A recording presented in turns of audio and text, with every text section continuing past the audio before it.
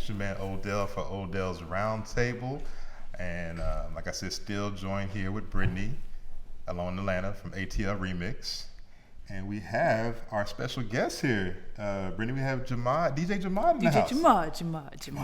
Afromentals. Mr. Afromentals himself. I was going to ask if Jamad had any comment about the whole Ice Curry thing. He was like, man, I don't watch TV. He was like, who's that? Jamad's too busy listening to music and drinking water and stuff, man. He said, drinking water, Lord. Drink your water. Drinking water, man. But like I said, we have DJ Jamad here. Real quick, Brent, it's funny because, I've been in Atlanta for like 10 years now, okay? Mm-hmm. And Jamad is one of the few people that I actually knew about before I moved to Atlanta when I was living in Alabama. What? So I would come up and I would buy like Afro-metal mixtapes and everything. So I really didn't even know what Jamad looked like and nothing. But I was like, man, these mixtapes are dope. So it's funny, you fast forward, right? So I was still living in Montgomery, Alabama, and I would come up and visit. And when I moved up here, I started moving in these media circles and radio and stuff. Mm-hmm. And I remember, running into Jamad. It was one of those things, like I said, it was the first time I met somebody who had already kind of knew about, but I didn't really know. Mm-hmm. And I met him, I was like, oh, it's Jamad, like DJ Jamad, but Jamad is like, he's not on that Hollywood like I'm DJ Jamad. I'm like, I'm just DJ Jamad, But you was like, can I get an autograph? Like you was all. Don't start. I don't fanboy out. Come on, don't play me like that. Odell's like, No, I was just happy, because like I said, when I would purchase, as you can see, a lot of these mix, I have many Afro-metal mixtapes, but it was just the quality that was put into it. The effort that was put into it, the work, and I mean, like I said, I'm a visual artist as well, so his medium, the way he would compose a mix CD, I was like, man, I get a chance to finally meet DJ Jamad, and this was really cool. So like I said, I appreciate it. I'm humbled to be here. I really appreciate you having me on the show. Oh man, it's really an honor. Yeah. Oh man, I like doing interviews. Actually, I don't talk much, but when I do get the opportunity, I speak up. That's what I'm saying too. So we talking with Jamad, Brittany. This is not, he doesn't really open it up too much. Jamad be laying in the cut. You got to catch Jamad on social be media. Down on the turntables, give you a nod. All right, let me get back to work. Little finger pointing, hey, I see you. And everything. Exactly. Now, let's go back to the beginning. So, Allentown, PA. Allentown, Pennsylvania. I grew up in the Lehigh Valley area, basically like Allentown, Bethlehem, and Easton. It's like a cluster of 3 cities. Okay. It's about an hour from Philly, about an hour and 15 minutes from New York. So it's like right in this little valley. So I grew up there, basically, really actually a cool place to grow up, because you can ride bikes, motorcycles, you go fishing at the canal. Okay. Ice skating when it freezes up in the wintertime. Young Jamad out there fishing and ice skating. Yeah, Bethlehem still, we still like walk on the tracks and stuff like that. Okay. So it's like, it was really kind of like a cool experience because, you had Philly, you had New York, you were basically exposed to the culture, with hip hop and stuff like that. So I would listen to Red Alert, Chuck Chill Out, right. And Pete Rock, Mr. Magic, stuff like New York, we would try to get reception and stuff like that because, with the mountains there, we get a lot of, interference and stuff like that. But, yeah. Of course, we mostly listened to, like, on Sundays, I used to run home after church to listen to Lady B. She used to have this show called Street Beat. So, and then there'd be, like, DJs like Jeff Mills, and then later on after that, Cosmic History right here, Kev. Brittany. Yeah, Cosmic Kev. He was pretty dope. Take your notes. But then I moved to Atlanta in '87. So my family was like, hey, we're moving to Atlanta. You want to go? I'm like, why not? Because it gave me opportunity to see, like, it's a black city kind of. So it's like, I mean, Philly is, of course, the black city, but, I wanted to be in a warm climate. Right. So. And that's funny you said that, too, because I was talking with J-Force, my partner in crime and radio, and, he is a Philly native. Mm-hmm. And he was saying that, where you were in Allentown, PA, like you said, it's right in the middle. Like, so you're right there in New York, right there in Philly. Did you ever feel like there was any particular city that kind of leaned on you a little bit more? I mean, I would take the bus to New York, so we would go shopping. And then, of course, I had family in Philly, so we went to Philly frequently. Of course, I had family in Jersey, too. But, Not really. I mean, you would go to Philly for different things, but you know, if you really wanted to go, like, of course, we would see the Yankees play and stuff like that in New York. Okay. So I didn't really care for the Phillies. It's a baseball team. Yeah, I didn't care for it. I mean, I'm still like kind of like a Eagles fan to the heart, but Okay. I kind of like had to just like go watch the sports because I think it was the last one. What's that bar over there by Georgia Tech? It's like a Rocky the Mountain Pizza, Rocky Mountain Pizza one where the Eagles watch. Yeah. I've been there before. It's I've been like there. the last time the Eagles were in the playoffs, and I just remember seeing Drez beat Nick's face. It's just and even like my roommate at the time, DJ Recognized, you know, he's a big Eagles fan, and I'm like, we were in there, like all the Eagles fans were in there, and it's just like I went in there intentionally at the last part of the game, and it looked like it was a funeral in there. Oh my And God. I'm just like, see, that's why I can't watch Philadelphia teams anymore. But I still love y'all Eagles, you know, Sixers, y'all still in my heart. But it's funny you mentioned that bar too, because like me and Jay Forrest have like an inside joke because we went there one night. A friend of mine invited us out. And it was the Eagles versus the Cowboys. And, it's the rivalry. Exactly. And I think it was a Monday night game or either Sunday night game. But anyway, I had no horse in that race, you know. So I was just there. I just had like some regular clothes on. And Jay, I kind of called him last minute. He came out and he had like a Philly skull cap on, but he just had like some black clothes on now. And our homeboy who was with us, one of our guys, was a Dallas fan. He's sitting at the table. So this girl walks up to us and she was like, oh my goodness. She was like, how dare y'all have a Cowboys fan? We're like, we're not Cowboys fans. And then she was like, I'm from Philly. And then Jay Force was like, I'm from Philly. And she was like, I'm from West Philly. He's like, I'm from West Philly. I'm from West Philly. So every time I see Jay now, I say that because I mean, he's like, I'm from Philly. He's like, I'm not cheering for the Cowboys, but that's a whole other thing. Yeah, that was always kind of like, you know, whenever you see them play, it would be kind of like the Saints and, you know, the Atlanta, you know, Falcons, stuff like that, you know, playing. And there's always kind of like, you know, boo, you know.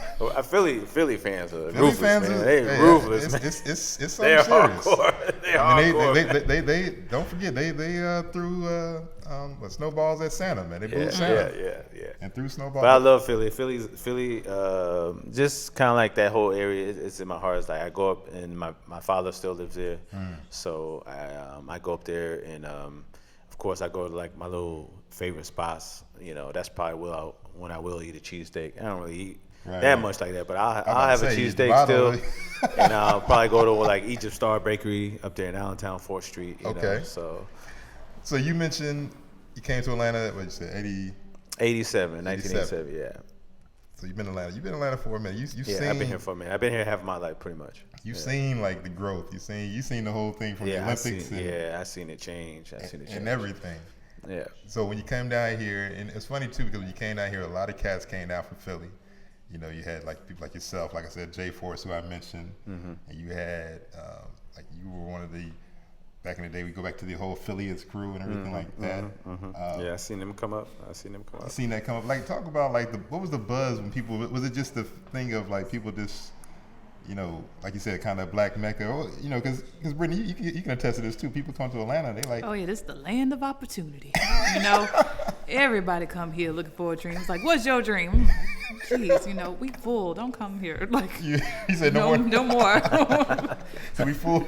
Yes, we full, Brittany? We are full. I think it's cool because I see a lot of people come and go though. It's like it's still kind of like a thing where it's always kind of like changing. Even now, with the way the belt line and everything is kind of like starting to take, you know, effect. It's like some people don't pan out. I think it's really like a cool city. As far as the South, it's kind of like really like a cool international place to be. Because I mean, I've been to other cities, and it really wasn't what I expected. Like when I went out to LA, I was like, wow, there's no black people out here.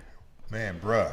I was like, not until I got, you know, and this is the first place I seen, this is the first place I seen black people actually drinking coffee. It's Magic Johnson Starbucks. I'm like, is this like a designated place for only black people to drink coffee? Because it was all black. All black. All black people in there. It was a club. Drinking coffee. I was like, man, I'd never seen this in my life. Well, you know, I always tell people like Atlanta is like a few places where I feel like you can see levels of black people. Yeah. Where like I don't think nowhere else you can go. I mean, you can see wealthy black people, you can see poor black people, you can see mid-grade, you can see hustlers, you can see all different levels. classy, bougie, Yeah, some yeah, classy, yeah. ratchet. It's, I do like Atlanta. Like there's a variety of people, all kind of like walks of life. So so when you get here, and like you said, a lot of people who also came down from Philly, man, it was like I said, the energy, like a lot of people were at school, some were at Clark, some were at Morehouse, some were just in the street. What do you think collectively, though, a lot of you cats who came down here from like the Philly and some from New York and this? Initially, it was definitely like a transition. It was an adjustment period because when I first came down here, you had to drive everywhere. It was also a thing where there was no sidewalks because I lived in Marietta when I first came here. So I was just like, there's no way I'm going to walk on the side of the road like that. It's dangerous. So, and then it was a thing where you really couldn't meet people unless, of course you only meet them in the grocery store. And then I wasn't used to people being like so friendly. I wasn't really used to that, because usually when you're up north, it's like you're walking fast. You're just kind of like really kind of somewhat guarded. Right. And people down here are like real friendly. You people like Brittany speaking to you. People like Brittany saying hey, hello. how you doing? And you're sitting there like, people, you good. get to the light and they wave to you. And then I went back up north doing that, and like people would look at me like, what are you looking at? It's like, wow.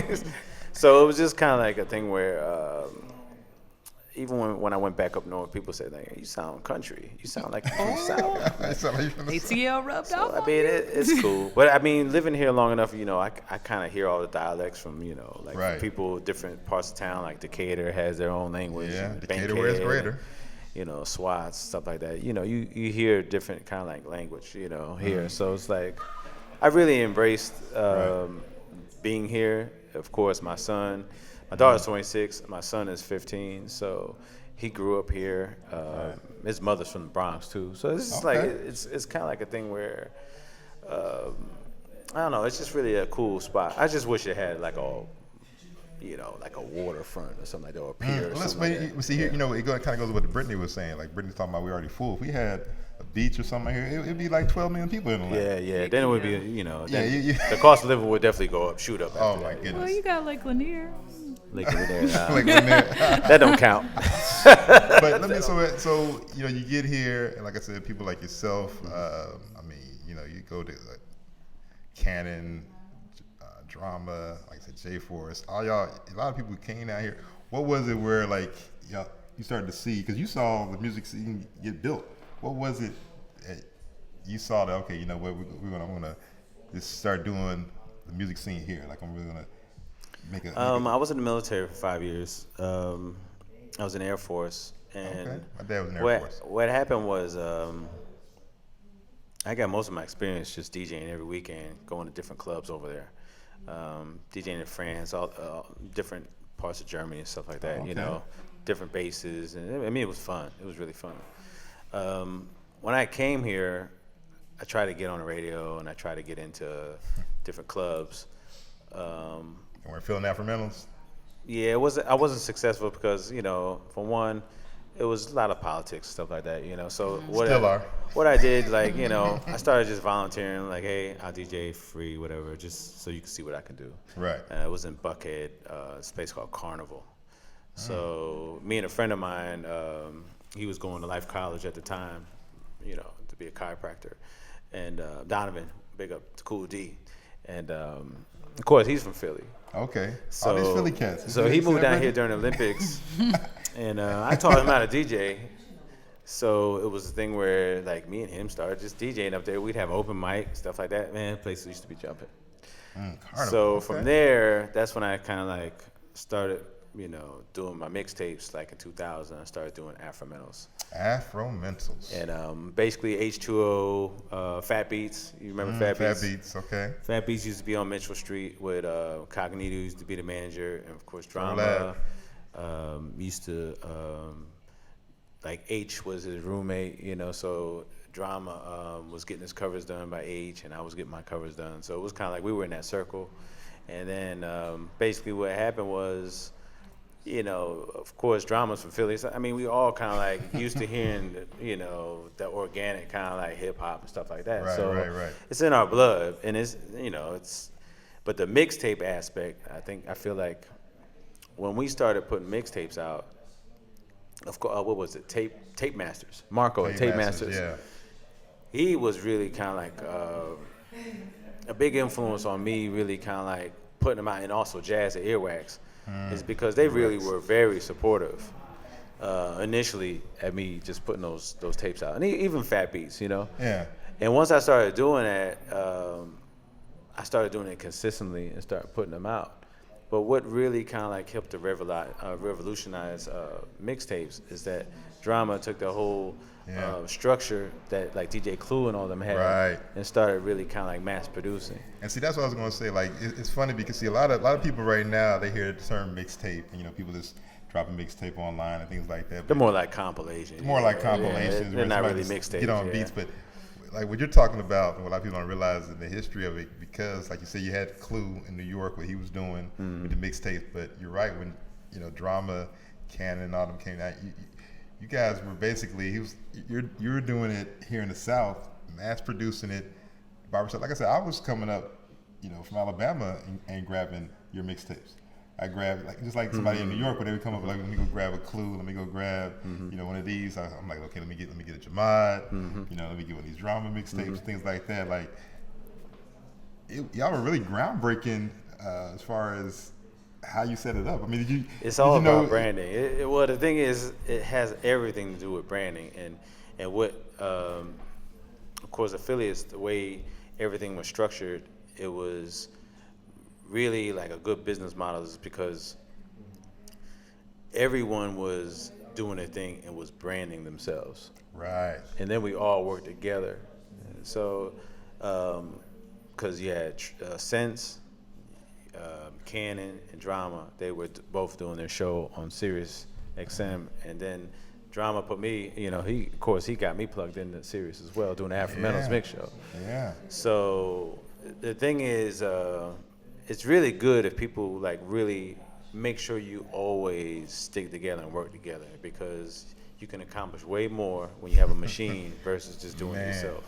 You know, Jay Force and I talk about this all the time. You know, it's like you can get so much more work done together, because you know that's one thing. Like he's taught me a lot, and he and I work together well. And even you know with Brittany, with the team that she works with ATL Remix, with Gerald and Big D, you know they get that concept as well. Because I mean, what Gerald and Brittany and all them do, they always inviting me to the show and things like that. Like I said, I think I don't know what it is, you know, especially that concept, especially right now with social media and stuff, right? Everybody wants to get the light. It's like nobody wants to work together. Sometimes they're worried about who's gonna get that shot. Yeah, and I was gonna ask you about that because I see a lot of that in ATL, like a lot of camaraderie, like on the music scene. I mean, do you feel like just this generation in general has kind of lost that sense of like togetherness as far as working together? No, I just don't think the revolution is ever going to be like televised like that. I feel like it's always bubbling, you know, on the ground level.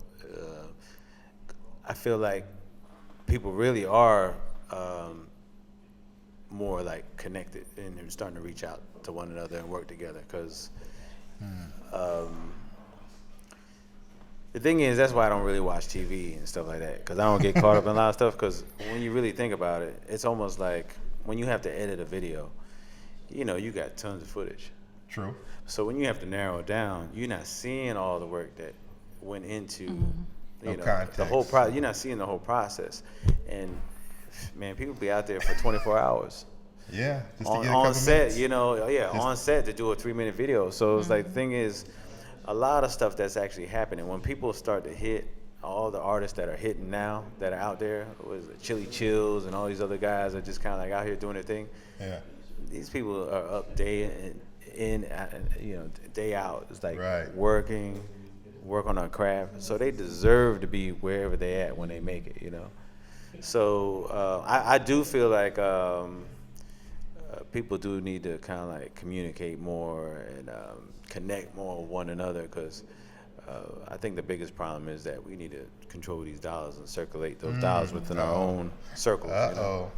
See, you know, man, and that's the bigger picture, because it kind of goes back to what you spoke about earlier, the politics, right? So, you know, I mean, we've dealt with politics, being on, you know, FM radio, being not on FM radio, dealing with different politics, different stations, online stations, things like that. Like I said, until you work to really control something. That's the problem a lot of times now is that we have that creative idea, but we don't control the platform that it's on.